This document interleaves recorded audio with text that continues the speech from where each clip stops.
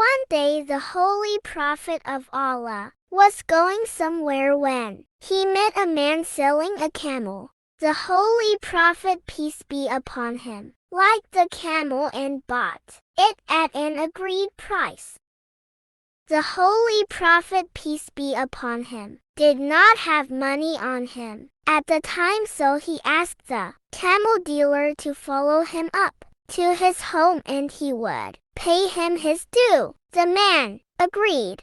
As they were going, another man approached and asked the camel dealer if he was selling his camel and for how much. He said that he had already sold the camel to the holy prophet for such an amount. This man offered him a better price and he agreed to sell the camel to him. The holy prophet said to the camel dealer that since he had already sold the camel to him, it was wrong to break the agreement. Just like that, the man denied making any agreement. Whilst all this was going on, the passers-by stopped and wondered as to what was going on. The apostle of Allah explained exactly what happened. Companions, O Prophet of Allah, do you have any witnesses to support your claim? Holy Prophet, peace be upon him, no, we have no witnesses, as there was no one present when the agreement was made.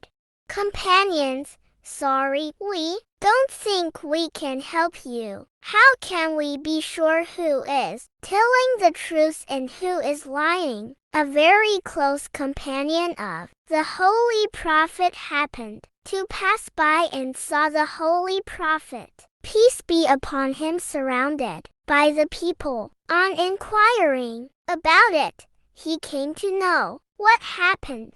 The Holy Prophet, but you were not present when the agreement was made, so how can you judge without being there? Companion, O Prophet of Allah, you said that there is Allah and we believed you, even though we haven't seen him. You told us that Quran was a word of Allah and we believed you. You told us about angels, heaven, and hell, and we believed you even though we haven't seen all these things.